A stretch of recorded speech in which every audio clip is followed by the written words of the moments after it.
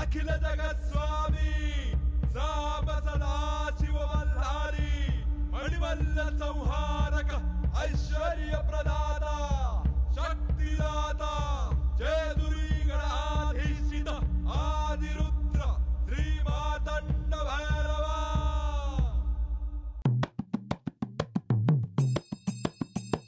जय देवा जय देवा जय देवा जय देवा जय देवा जय शिव मातंडा।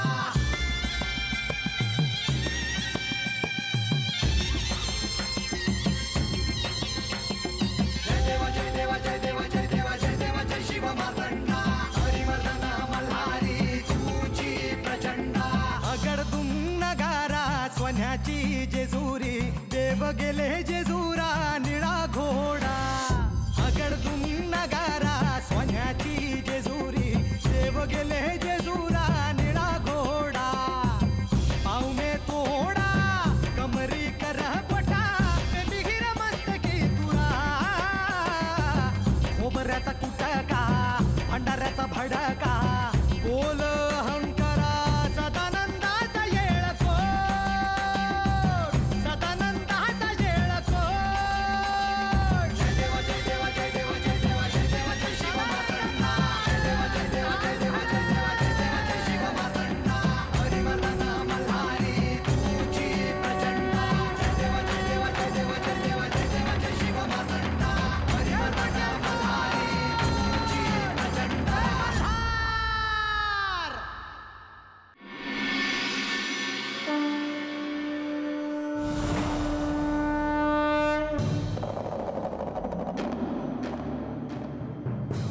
श्री विष्णू, श्री लक्ष्मी देवी, शारदीय नवरात्र आहे।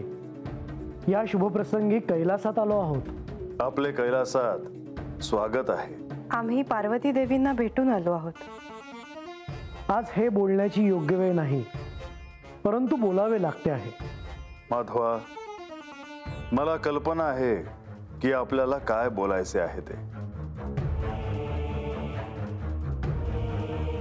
श्री पार्वती देवी अत्यंत अस्वस्थ आहेत आणि त्यामागची कारणं तुम्हाला ठाऊक आहेत। परंतु ह्यातून काय मार्ग काढणार?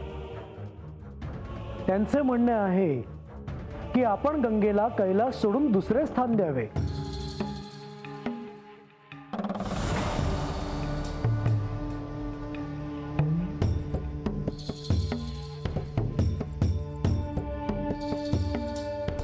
मला जे स्थान मिळालं आहे त्यासाठी मी किती काळ प्रतीक्षा केली आहे।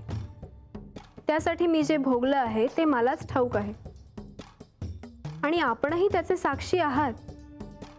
असे असताना श्री महादेवांना सोडून मी दुसरीकडे कुठे जावे असा प्रस्ताव कसा येऊ शकतो?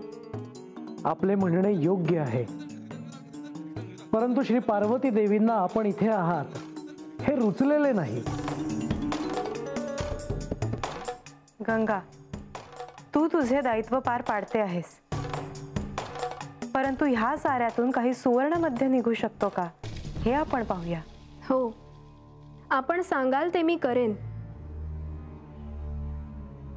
पण श्री महादेवांनी मला जे स्थान दिले आहे ते मला प्रिय आहे आणि ते मला सोडायला लावू नका। ह्या व्यतिरिक्त आपण सांगाल ते मी स्वीकारायला तयार आहे। ही परम नियती आहे। मी पार्वतीला निरंतर असे दुःख दिले आहे आणि त्यातून तिची सुटका नाही। परंतु ह्या साऱ्या प्रकारात त्यांची काहीच चूक नाही। न्यायाच्या मार्गाने पाहिलं तर पार्वतीची काहीच चूक नाही, परंतु गंगेला मी कसे धारण केले हे आपणही पाहिले आहे।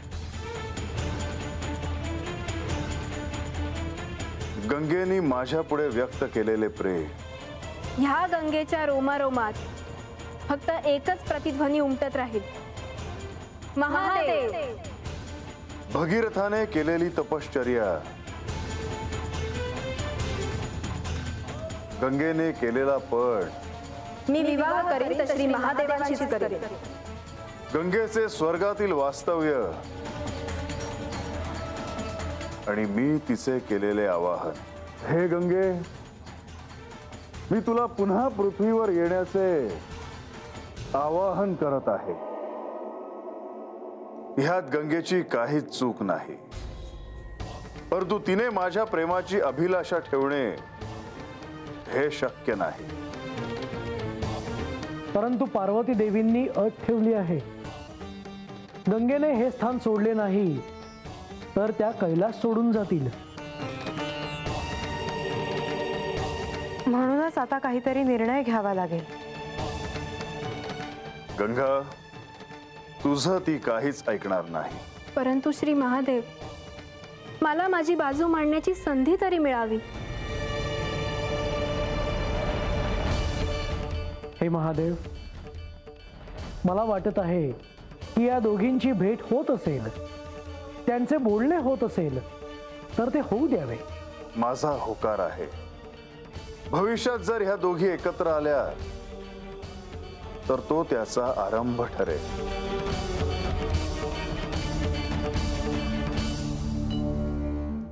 नारायण नारायण. थांबा मुनिवर. हे बंधू, हे महालक्ष्मी, आपण मला सांगावे की देवी गंगा यांना पार्वती देवींशी भेट का घेऊ दिली? मुळात आपण त्यासाठी अनुमती का दिली? म्हाळसा, हा गंगेचा आग्रह होता. तिला पार्वती देवींना भेटण्याची इच्छा होती. पण त्यातून काहीही साध्य झाले नसेल हे मी सांगते, बरोबर ना? असं म्हणता येणार नाही, कारण परिणाम हा थेट दिसलाच पाहिजे असं नाही. पुढील घटनांसाठी बीज पेरलं गेलं तरीही पुष्कळ असतं. म्हणून तुम्ही त्या तिथे उभी असलेल्या रानात राहणाऱ्या मुलीला माझी क्षमा मागण्याचे सुचवले.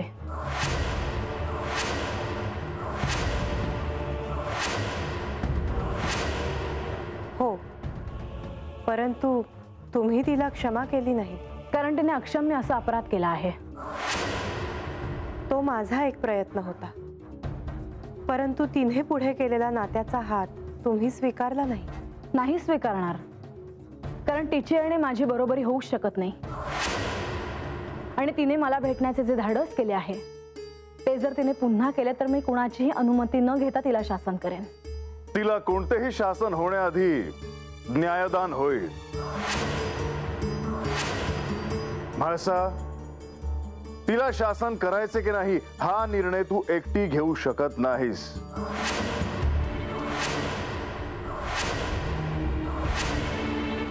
कारण बानू माझी भक्त देखील आहे आणि मी माझ्या कोणत्याही भक्तांवर अन्याय होऊ देणार नाही. देवी, आपण जे म्हणता आहात ते आपल्या दृष्टीने योग्य असेलही, परंतु नेमके काय घडले ते मी कथन करतो.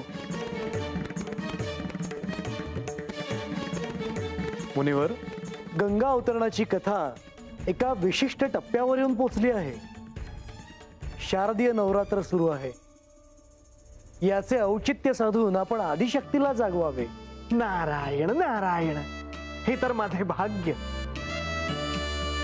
परंतु त्याआधी माझे पिताश्री श्री ब्रह्मदेव यांना मी तीर्थक्षेत्रांविषयी प्रश्न विचारला होता. तेव्हा त्यांनी जे उत्तर दिले होते ते आधी सांगतो आणि मग देवीचे जागरण करतो. तीर्थाचे 4 प्रकार सांगितले आहेत: दैव, असुर, आरुष आणि मानुष. मानुष तीर्थापेक्षा आरुष तीर्थ हे जास्त उत्तम आणि आरुष तीर्थापेक्षा असुर तीर्थ हे अधिक पुण्यदायी आणि असुर तीर्थापेक्षा दैव तीर्थ हे उत्तम, सर्व कामना पूर्ण करणारं असं हे तीर्थ आहे. आणि गंगेचे क्षेत्र हे दैव तीर्थांमध्ये येते म्हणून ते पवित्र आहे. मुनिवर, मला ठाऊक होते की आपण असेच काहीतरी सांगाल. देवी, माझे काही चुकले का?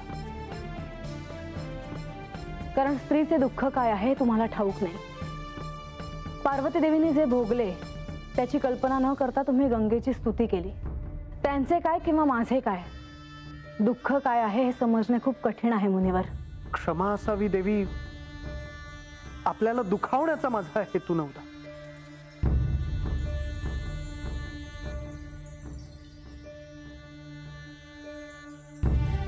नमोस्तुते महादेवी शिवे कल्याणी शांभवी प्रसीद वेद विनुते जगदंबे नमोस्तुते.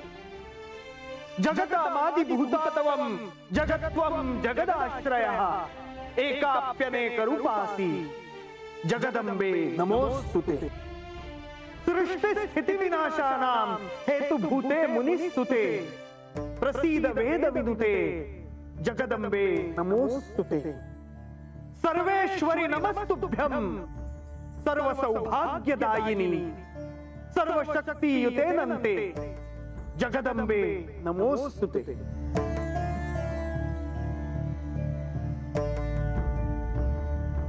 मुनिवर, आज आपण मला शारदीय नवरात्राचे स्मरण करून दिले.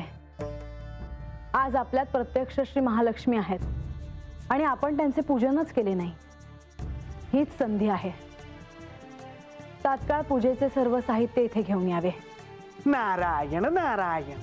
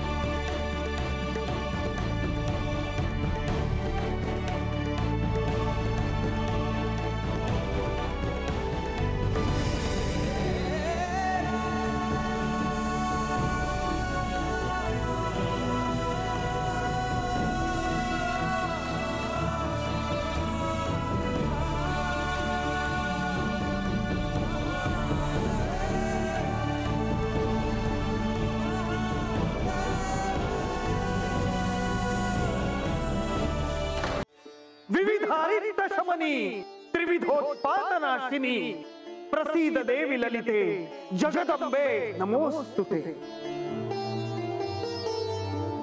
प्रसीद करुणा सिंधो त्वत्तः कारुणिका परा यतो नास्ति महादेवी जगदंबे नमोस्तुते. शत्रुंग ही जयंदेहि सर्वांकामांश्च देहि मे भयं नाशय रोगांश्च जगदंबे नमोस्तुते.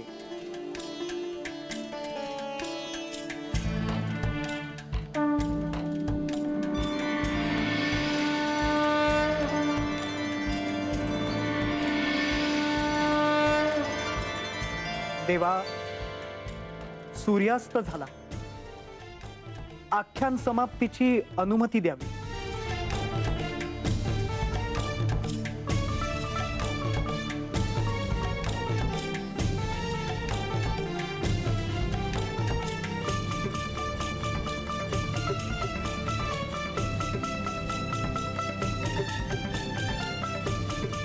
सदानंद सदानंद सदानंद सदानंद सदानंद सदानंद सदानंद सदानंद सदानंद सदानंद सदानंद सदानंद सदानंद सदानंद सदानंद सदानंद सदानंद.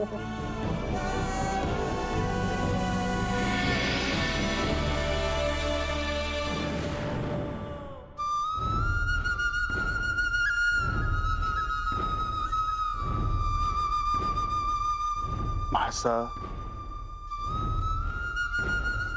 ह्याच गडावर शारदीय नवरात्रोत्सवानिमित्ताने तू लक्ष्मी देवींची ओटी भरलीस. सर्वजण आनंदित होते.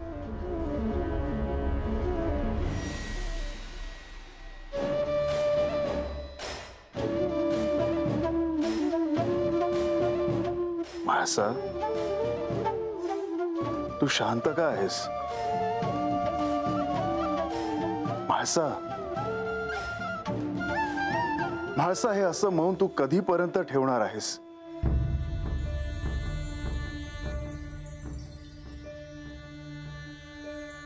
म्हाळसा,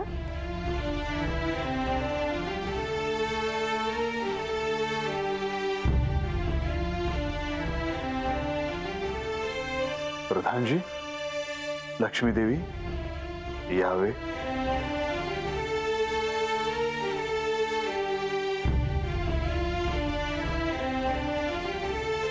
तुम्ही अंतःपुरात जायला निघाला आहात वाटतं. हो, तसे मी इथे थांबून काही निष्पन्न होईल असं मला वाटत नाही. मी आत गेलेलं जास्त उत्तम ठरेल. किमान कोणाला त्रास तरी होणार नाही. जो त्रास होईल तो मलाच होईल.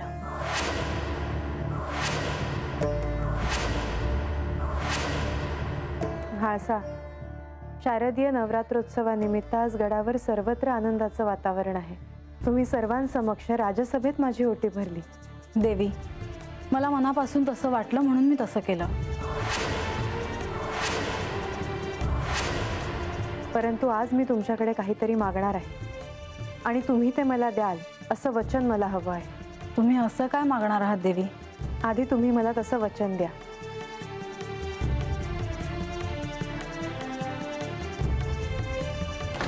लक्ष्मी देवी, मी तुम्हाला काय देणार? तुम्ही साक्षात महालक्ष्मी आहात. पण तरी जर तुम्हाला माझ्याकडून काही हवं असेल तर मी निश्चितच पूर्ण करेन. तसं मी तुम्हाला वचन देते. मग तुम्ही हा अबोला, हे मौन सोडावं, हेच माझं मागणं आहे.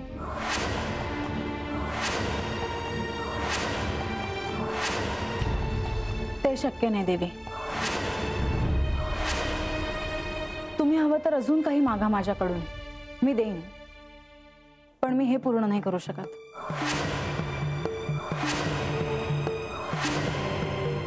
देवी, तुमचा राग सगळ्यांनाच ठाऊक आहे. जे घडलं त्यामुळे तुम्ही दुखावल्या गेला आहात आणि म्हणूनच तुम्ही मौन ठेवलं आहे, हे सगळ्यांनाच ठाऊक आहे. पण तुम्ही पण काय बंधू, मी नेहमीप्रमाणे हे सारं विसरून जाऊ? म्हाळसा, गडावर सर्वत्र उत्सवाचं वातावरण आहे. आपल्या आराध्याने आपल्यावर कृपादृष्टी ठेवावी म्हणून सर्व भक्तगण भक्तिभावाने प्रार्थना करत आहेत. काहींना हा आशीर्वाद सहजपणे मिळतो आणि काहींना सहजासहजी ते मिळत नाही असं म्हणायचंय ना तुम्हाला? म्हणजे त्या बानूला? म्हाळसा, हा क्षण वाद घालण्याचा नव्हे. हा प्रसन्न क्षण आहे आणि आपण तो तसाच ठेवूया. मला देखील त्याचा आनंद आहे देवी.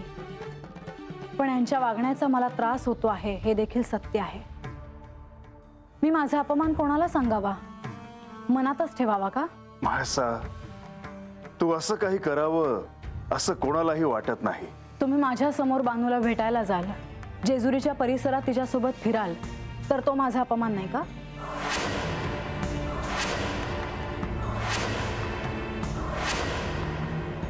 असेलही, परंतु बानूला दिलेल्या वचनासाठी श्री खंडेरायांना असं करावं लागलं असावं, हा विचार तुम्ही करायला नको का?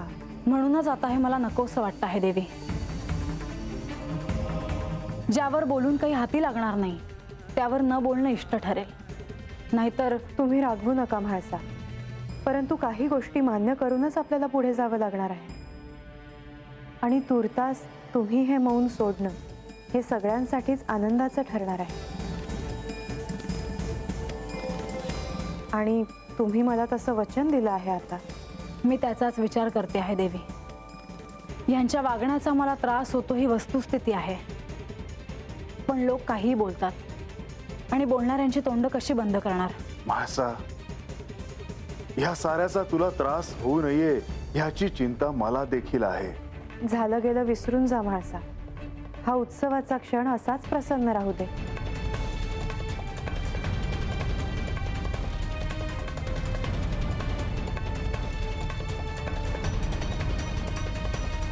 मला ठाऊक होतं तुम्ही माझं म्हणणं नक्की ऐकाल.